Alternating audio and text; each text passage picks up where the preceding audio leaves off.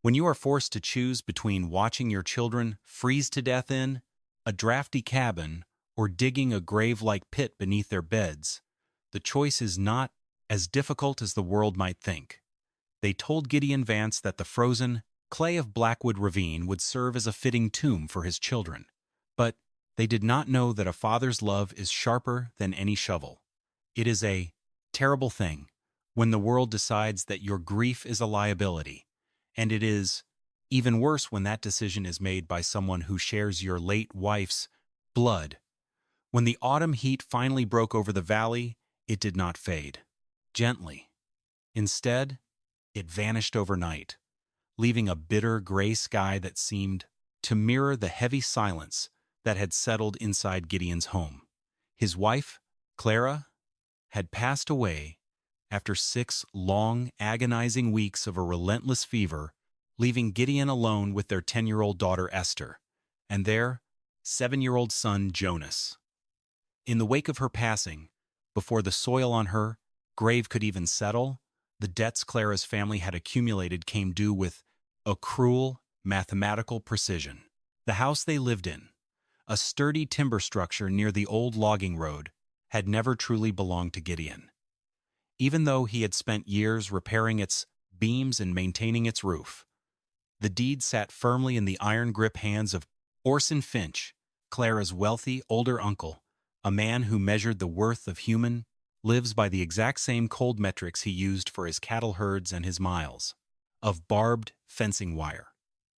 Orson Finch did not raise his voice when he arrived at the homestead in late October. He did not need to. He simply stood on the porch, his eyes flat and transactional, and told Gideon that the property needed to be cleared before the heavy winter snows blocked the roads.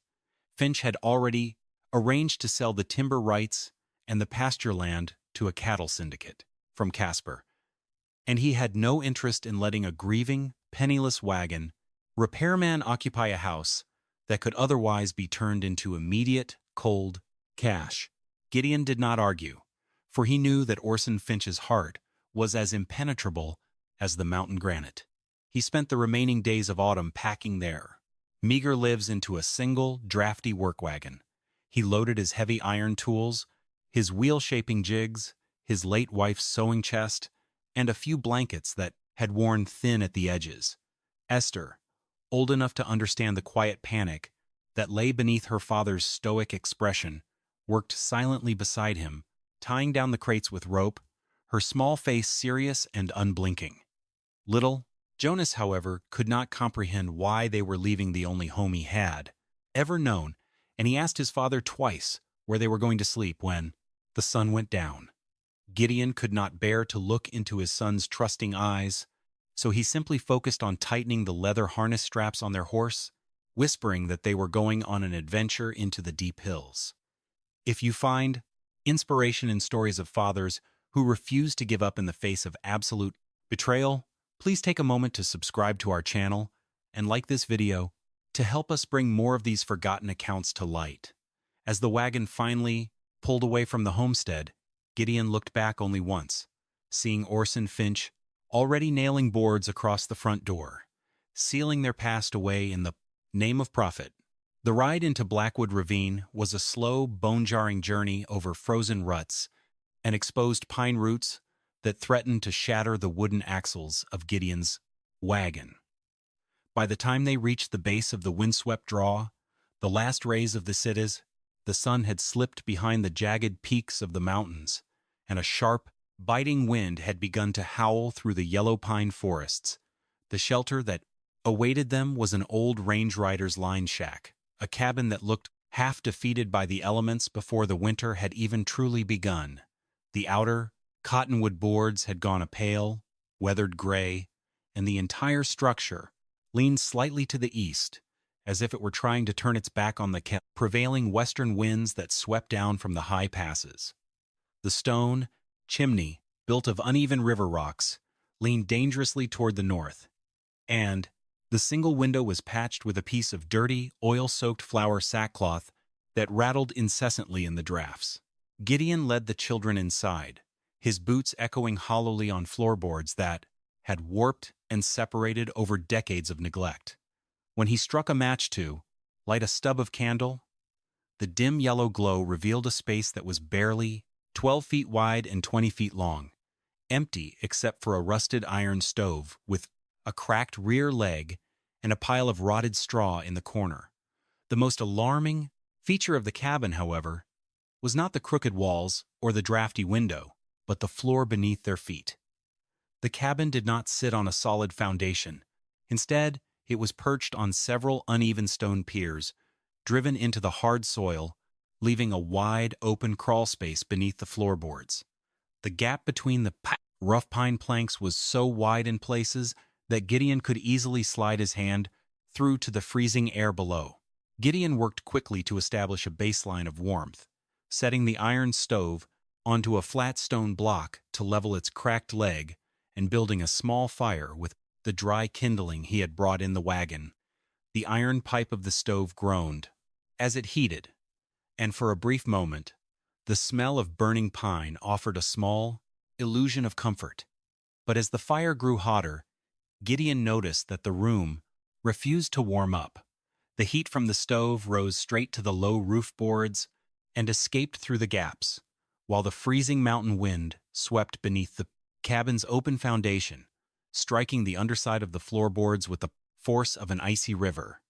Every gust of wind stripped the warmth directly from the place wood, leaving the floor so cold that when little Jonas sat down to play with his wooden horse, his knees began to shake within minutes.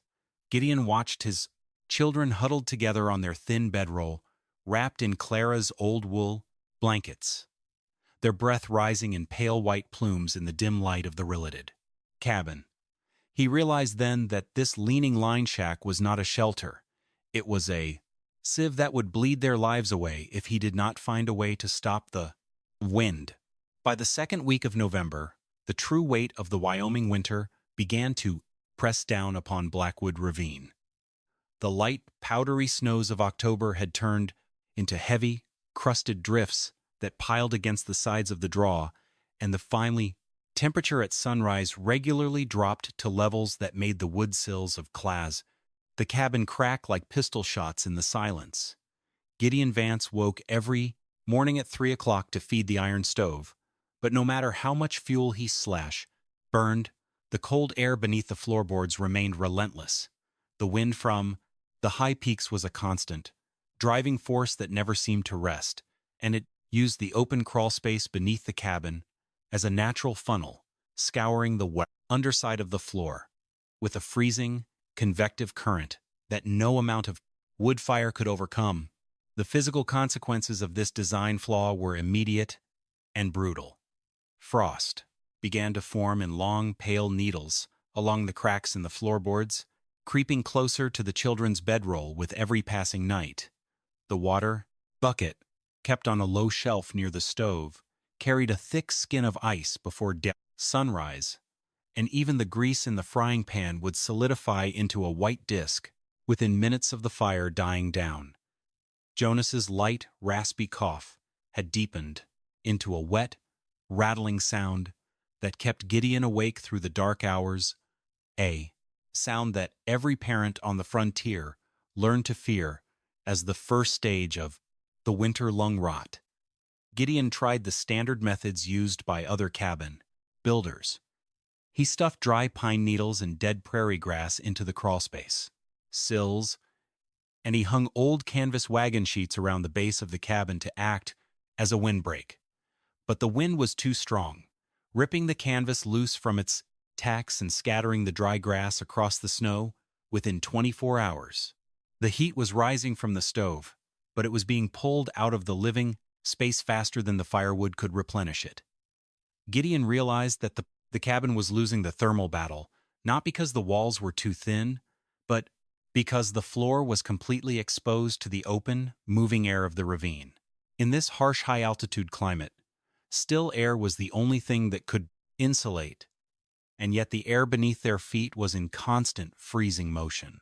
One evening, after Jonas had coughed until he gagged, his small face pale and exhausted, Gideon knelt beside the bedroll and pressed his bare palm against the floorboards.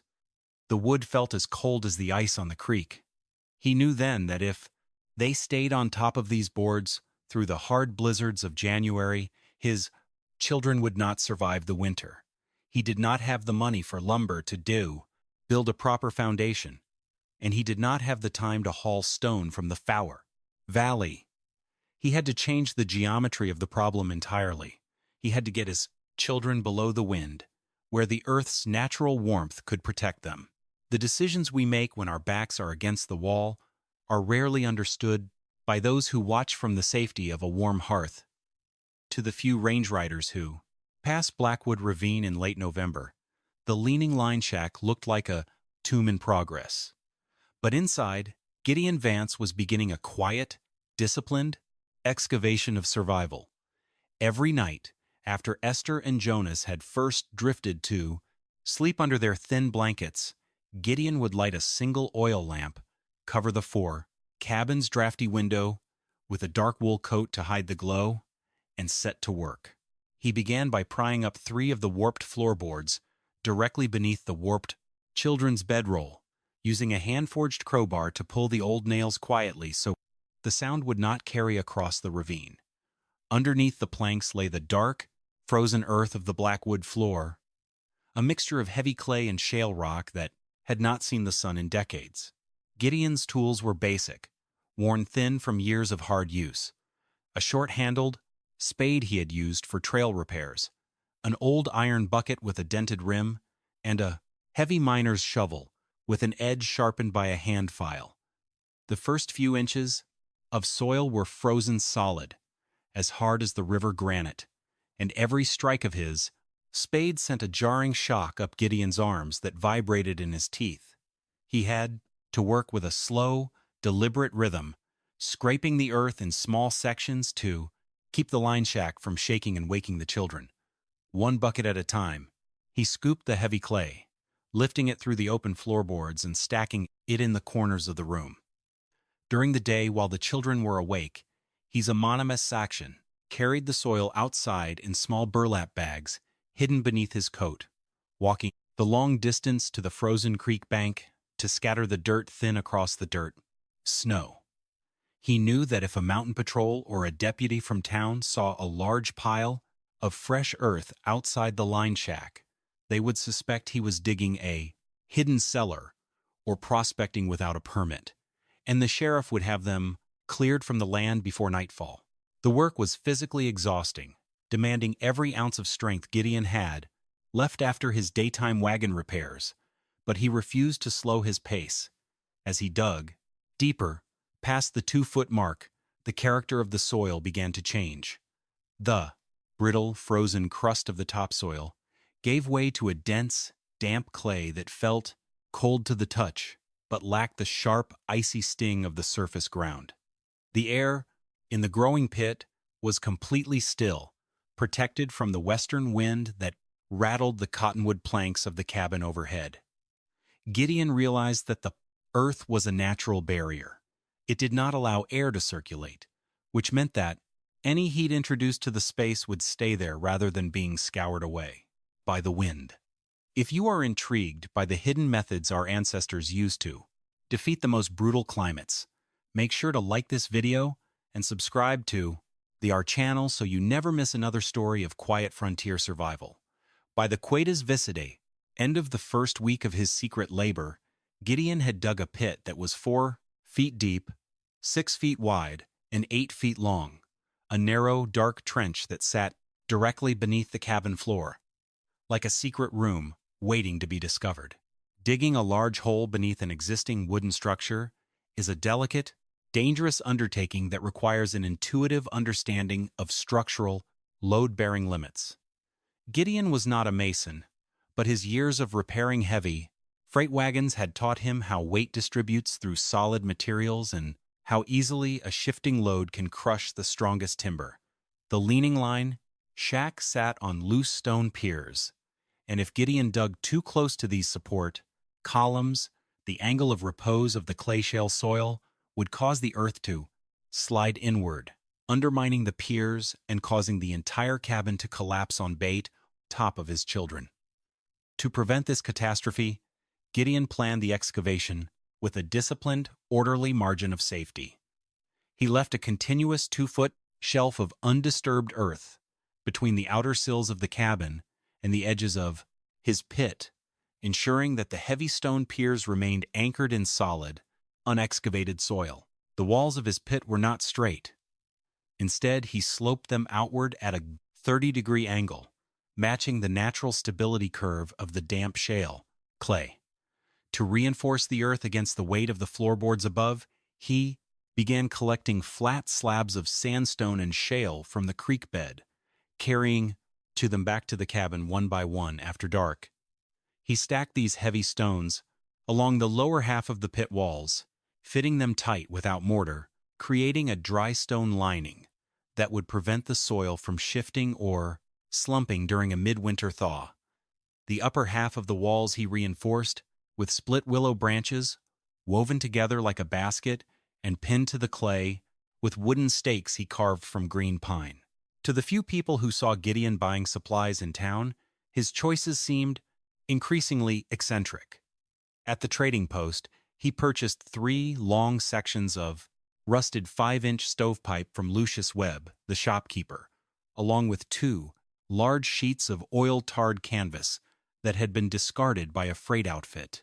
Lucius, a man who survived by knowing his customers' business, watched Gideon load the heavy metal pipes onto his wagon and remarked that it was late in the year to be building a new flue. Gideon simply replied that he had some repairs to do on his forge, paid his coin, and drove back toward the ravine. He knew that the townspeople believed he was wasting his meager funds on useless metal, but the stovepipe was not for the cabin's chimney. It was for the air shafts that would allow his hidden shelter to breathe beneath the earth without suffocating his children. Frontier communities are rarely comfortable with anything that exists outside their established traditions, and in Blackwood Ravine, different was often viewed as dangerous. Tobias Thorne, the settlement's master carpenter and a man who had built dozens of cabins across the territory, rode out to the Blackwood draw in late November to inspect a timber claim. As his horse climbed the rise near Gideon's cabin, Tobias noticed the fresh, dark clay scattered along the Baytine Creek bank, and he saw Gideon exiting the line shack, carrying an empty burlap sack coated with damp earth. Tobias dismounted, his heavy wool coat creaking in the cold, and walked into the cabin without waiting for an invitation. He stood in the center of the drafty room, his eyes instantly falling on the 3 loose floorboards stacked beside the iron stove and the dark open pit that yawned beneath the bedroll. Tobias peered down into the excavation, his face hardening with a mixture of professional disdain and genuine concern. He turned to Gideon, who was standing quietly by the door with his shovel, and shook his head slowly. Tobias warned him that the project was a fool's errand, an invitation to disaster that would surely rot the cabin's sills from the inside out. He explained that damp earth constantly releases water vapor, and by opening a large pit directly beneath living space, Gideon was trapping that moisture within the wood frame of the prod house. By spring, the joists would be soft with rot, and the floorboards would sag and collapse under their own weight. Furthermore, Tobias argued, the cold air from the crawlspace would settle into the pit, turning the underground hole into a natural icebox that would freeze the children faster than the wind upstairs ever could. At the general store that evening, Tobias shared his observations with Lucius Webb and several other local ranchers, his voice carrying the absolute certainty of an experienced builder. He told them that Gideon Vance had lost his senses to grief, and that he was digging a damp grave for his children beneath his own floor. The ranchers shook their heads, agreeing that a man alone with 2 kids had no business trying clever, unproven designs when a simple, well-chinked log wall was what had kept frontier families alive for generations. They did not understand that Gideon's design was not born of ignorance, but of a deep, calculated understanding of earth-sheltered principles. He knew that the ground did not freeze below the frost line, and that if he could control the moisture and the airflow, the earth would act as a natural barrier that no winter wind could ever penetrate. But the townspeople had already made their judgment, and they waited with a quiet, pitying certainty for the first hard freeze to prove them right. The path to real innovation is rarely a straight line. It is paved with failures that must be diagnosed and corrected before they become fatal. In early December, Gideon decided his excavation was ready for its first test, and he lowered the children's bedroll into the 5-foot pit for the night. The temperature outside had dropped to 5 below zero, and the wind upstairs was hammering the line shack's cottonwood siding with a relentless, roaring fury. When Gideon closed the heavy floorboards over the pit, the silence was immediate and profound, a relief that made Esther and Jonas smile for the first time in those weeks. But as the hours wore on, the physical limitations of his initial design began to reveal themselves with a cold, damp reality. The heat from their bodies and the single oil lamp had no way to escape, and as the warm air rose, it contacted the cold, uninsulated clay ceiling of the pit. The moisture from their breath condensed instantly on the dirt, forming thin, glistening beads of water that began to drip steadily onto the blankets. The air grew heavy, thick with the smell of damp clay and oil smoke, and Gideon found himself gasping for breath in the dark. But the real crisis occurred near 3 o'clock in the morning, when a sharp, cracking sound echoed through the pit. A section of loose clay on the eastern wall, saturated by the condensation, suddenly broke free and slid into the corner of the trench, burying Jonas's wooden horse under a foot of heavy, wet mud. The sound of the collapse froze Gideon's heart, and he scrambled to lift his children out of the pit through the trapdoor, his hands shaking with a mixture of cold and terror. As they huddled upstairs beside the dying stove, Jonas coughing hoarsely in the drafty room, Gideon realized that Tobias Thorne's warnings had not been entirely baseless. The earth was a powerful insulator, yes, but it was also a living, shifting mass that required disciplined, orderly, structural support and continuous moisture control if it was to be used safely for human shelter. He had tried to treat the pit like a simple whole, ignoring the complex physics of vapor pressure and condensation, and he had nearly paid for that mistake with his son's life. He stood in the drafty kitchen, looking down at the dark, wet pit, and knew that he had only a few days to redesign the 12 entire system before the true Arctic blizzards arrived. True engineering is not about avoiding failure. It is about analyzing the physical forces at play and designing a solution that works within them. Gideon spent the next 3 days working with a tireless, disciplined intensity to correct the flaws in his underground shelter. He began by addressing the moisture issue at its source, building a capillary break along the floor of the pit. He hauled several buckets of coarse, washed river gravel from the creek bed and spread them 6 inches deep across the dirt floor, creating a porous drainage layer that would prevent ground moisture from rising into the bedding area. On top of the gravel, he spread a thick layer of dry willow charcoal and crushed stove ash, which functioned as a natural desiccant and air purifier, absorbing odors and ambient humidity before it could saturate the air.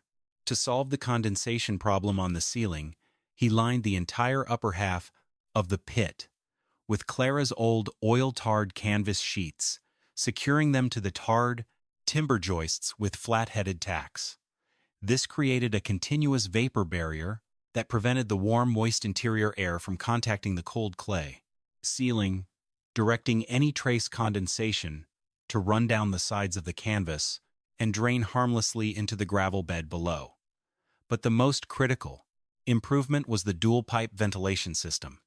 Gideon ran the 3 rusted sections of 5-inch stovepipe he had purchased from Lucius Webb through the cabin's crawlspace to the outside air, positioning the intake pipe low to the ground on the south side of the cabin to draw in fresh oxygen. The second pipe, the exhaust, He ran from the high point of the pit ceiling, routing it up behind the cabin's river stone chimney, where the rising heat from the upstairs stove would create a natural, convective draft, pulling the stale, humid air out of the shelter and exhausting it through the roof. This simple, elegant arrangement allowed the air inside the pit to exchange slowly and continuously, keeping the atmosphere dry and fresh without creating the drafty, bone-chilling currents that plagued the cabin upstairs. Gideon tested the system by lighting a small candle at the bottom of the pit. The flame burned straight and steady, the smoke moving in a gentle, slow spiral toward the exhaust pipe, proving that the air was cycling perfectly. With the structural and ventilation problems resolved, Gideon Vance turned his place to attention to the thermal mass that would keep the shelter warm through the hardest stretches of the coming winter. He spent 2 days collecting flat slabs of sandstone and dark shale from the hillsides, carrying them into the cabin and lowering them into the pit. He used these heavy stones to line the lower half of the shelter walls, stacking them tight against the gravel bed to create a continuous, high-density thermal reservoir. Sandstone has a remarkable capacity to store heat, and once charged, it would release that energy slowly over hours, acting like a natural battery that stabilized the temperature inside the narrow space. Inside the dry sandstone alcoves, Gideon stacked their remaining supply of split pine, keeping it off the ground on a raised platform of split willow branches. The wood stayed perfectly dry in the low humidity environment of the shelter, protected from the damp snows and freeze-thaw cycles that ruined his neighbors' outdoor wood piles. He moved the bedding back down, spreading dry wheat straw a foot deep over the planks, then covering it with their blankets and Clara's old wool quilt. The space felt compact, measuring only 6 feet by 8 feet, with a ceiling height of just 5 feet, but it was dry, stable, and completely quiet. On the evening of December 14th, the first significant winter storm of the season moved into Blackwood Ravine. Gideon lowered Esther and Jonas into the Badazaim pit, closed the heavy, insulated hatch over their heads, and lay down beside them. The silence was immediate, a deep, comforting stillness that seemed to swallow the wind howling upstairs. Gideon held the mercury thermometer he had brought from his wagon work. The temperature inside the pit settled at 51 degrees, while upstairs, the drafty cabin was already dropping into the 20s. Jonas slept through the night without coughing once, his breathing deep and regular in the dry, fresh air of the shelter. Gideon lay awake for a long time, his hand resting against the warm sandstone wall beside his bedroll, realizing that they had finally found a way to step beyond the winter's reach. The true test of any design is not how it performs in average conditions, but how it holds up when the environment pushes itself to the absolute limit. On the 7th of January, 1890, the barometric pressure over the Rocky Mountains began a precipitous, terrifying drop that veteran plainsmen recognized as the arrival of a bomb cyclone. The wind did not rise gradually. Instead, it struck Blackwood Ravine with the force of an explosion, a horizontal wall of dry white snow, driven by gusts exceeding 60 miles per hour. By mid-afternoon, the 160 miles per hour temperature had plummeted to 35 below zero, and the wind chill reached levels that turned exposed oil to grease in minutes. Inside the leaning line shack, the cold was immediate and absolute, finding every crack in the warped cottonwood siding and siphoning heat through the floorboards with a relentless, freezing force. Gideon knew that they had only minutes to retreat to the shelter before the round and the retreat.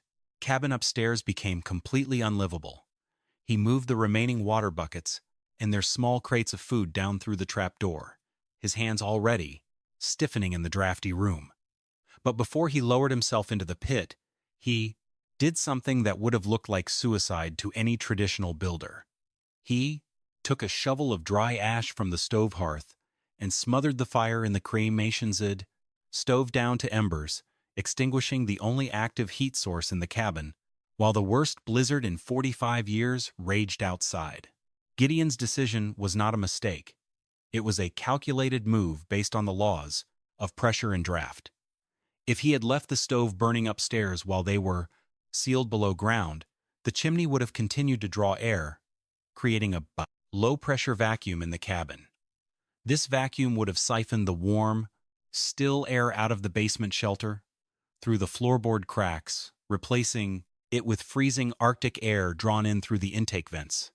Even worse, the wind's erratic pressure on the chimney could cause the stove to backdraft, filling the cabin and subsequently their underground shelter with lethal carbon monoxide.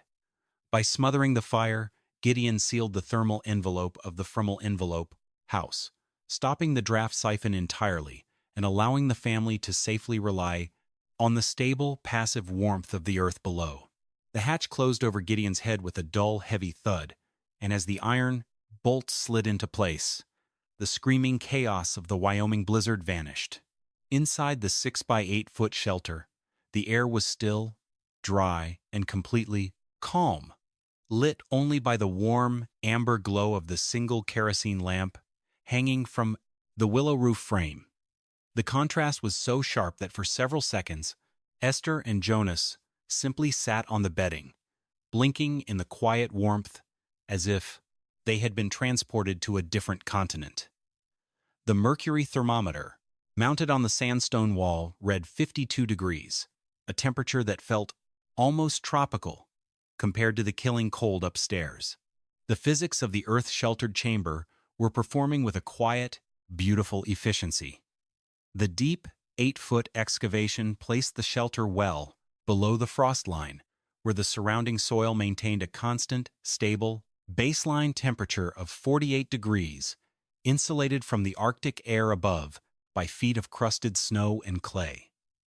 The heat generated by their three bodies, roughly 1,100 BTUs per hour, along with the minor heat from the 20-or kerosene lamp, was trapped within the compact, insulated space, warming the interior air to 52 degrees within an hour. The 2-foot sandstone walls, fully charged from weeks of slow heat absorption, acted as a radiant flywheel, releasing steady, gentle warmth that kept the temperature from dropping, even as the blizzard pushed the surface world to 45 below zero. The ventilation system functioned perfectly without a single mechanical fan. The cold, dense outside air entered the low intake pipe on the south side of the cabin, warming slightly as it passed through the crawl space before entering the crawl's shelter.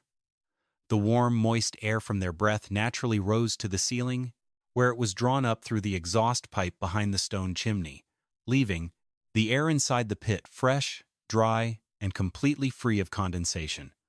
Jonas curled up beneath Clara's old wool quilt, his breathing deep and easy, his small hands warm to the touch. Esther lay beside him, her eyes fixed on the stable willow beams overhead, her face relaxed and peaceful for the first time since their eviction. Gideon watched his children sleep, his heart filling with a blonde's quiet, solemn triumph. He had not fought the storm with the loud, fragile fury of a roaring fire. He had trusted the silent, ancient protection of the earth, and the earth had kept his children alive. The blizzard raged over Blackwood Ravine for 6 straight days, burying the valley under a white, suffocating desert of snow. When the wind finally died on, the morning of January 14th, the sun rose into a crystalline, freezing sky, its light reflecting off crusted drifts that reached the eaves of the Leaning Line shack.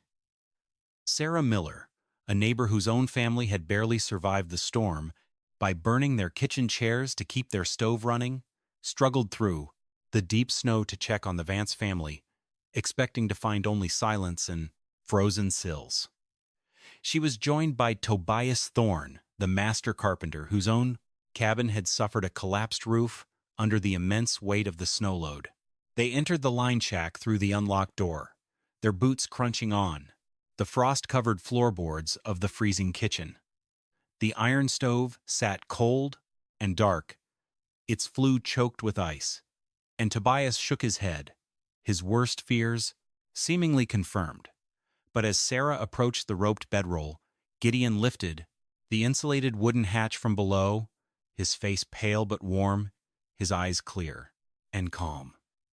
He helped Esther and Jonas climb up the ladder into the cold kitchen, both children dressed in normal clothes, their cheeks pink and healthy, with no signs of frostbite or respiratory distress. Tobias stood stunned, his eyes falling on the warm, dry air that rose from the carnet, open pit like a physical presence. He descended into the shelter himself, his boots finding the dry gravel floor, his hands touching the warm sandstone walls. He struck a match from his tin, holding it near the intake vent to watch the WWWW flame bend gently in the steady, draft-free current of the air shafts. He measured the temperature with his own weather thermometer. 51 degrees, nearly 40 degrees warmer than the cabin upstairs, with no active fire and only a fraction of a cord of wood consumed over the entire week. Tobias stood in the quiet earth chamber, looking at the meticulous stonework and the simple willow supports, and realized that Gideon Vance had achieved a level of thermal efficiency that defied every rule of traditional carpentry. The news of the Vance family's survival swept through Blackwood Ravine like a sudden, warm spring thaw. Orson Finch's attempts to use the brutal winter to break Gideon's spirit had failed entirely. Instead, the community rallied around the quiet father, shaming Finch's greed and ensuring Gideon received steady wagon repair contracts from every rancher in the territory. Tobias Thorne publicly stood in Webb's store and admitted his own traditional designs had been outmatched by the Earth's natural protection, cementing Gideon's place as a man of true, respected wisdom.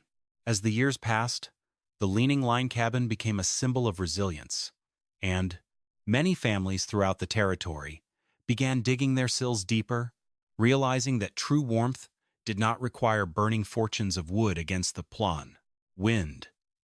Under Gideon's careful guidance, the ravine's homes grew safer, and child mortality during the bitter winters plummeted as drafty, exposed cabins were retrofitted with stable, earth-sheltered basements.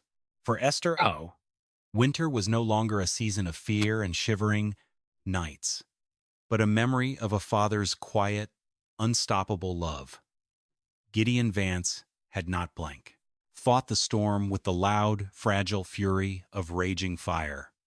He had trusted the visiting Takan daughter, silent, ancient protection of the earth, proving that sometimes the strongest shelters are not built to tower over the world, but are carved humbly right beneath our feet.